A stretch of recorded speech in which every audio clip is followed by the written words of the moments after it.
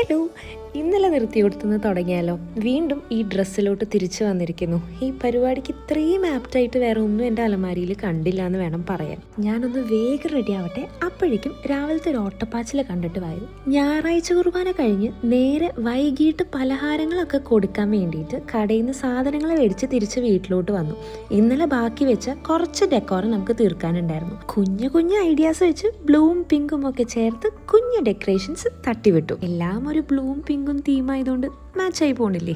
പേപ്പന്മാരും മേമ്മമാരും അമ്മച്ചിമാരും അമ്മാമ്മമാരും എല്ലാവരും വന്ന്, ബിരിയാണിയും വന്നു, കേക്കും വന്നു, അമ്മായി വന്നു, പിന്നെ പലഹാരങ്ങൾ കൊണ്ട് ചേച്ചിയുടെ വീട്ടുകാരും വന്നു. കൊച്ചിൻ്റെ അപ്പൻ നല്ല സ്വാഗത പ്രസംഗവും പറഞ്ഞ് പരിപാടി പ്രാർത്ഥനയിൽ ആരംഭിച്ച് കേക്കും മുറിച്ച് നേരത്തെ പറഞ്ഞ് കുഞ്ഞു കുഞ്ഞു കലാപരിപാടികൾ വെച്ച് ഞങ്ങൾ അവസാനിപ്പിച്ചു. ജെൻഡർ റിവീലിംഗ് അല്ല, ജെൻഡർ അസംഷൻ എന്ന് വേണം പറയാൻ. നമ്മൾ ആഗ്രഹിക്കുന്നതോ അല്ലെങ്കിൽ കണ്ണടച്ച് ഒരു കളർ ബട്ടർഫ്ലൈ ഒട്ടിച്ചു വെക്കാം, അതായിരുന്നു ഞങ്ങൾ പറഞ്ഞത്. കഴിഞ്ഞ വട്ടം എനിക്ക് തോന്നുന്നു ഏറ്റവും കൂടുതൽ ബ്ലൂ ആണ് വന്നത്. പക്ഷേ god gifted as a princess. But this time നമുക്ക് കാത്തിരിക്കാം, അതല്ലേ അതിൻ്റെ ഒരു ബ്യൂട്ടി. അങ്ങനെ ഞങ്ങളെല്ലാവരും ഏകദേശം ഒരു കളർ തീരുമാനിച്ചു. ഏതാ ഡോമിനേറ്റിംഗ് എന്നുള്ളത് നിങ്ങൾ പറ.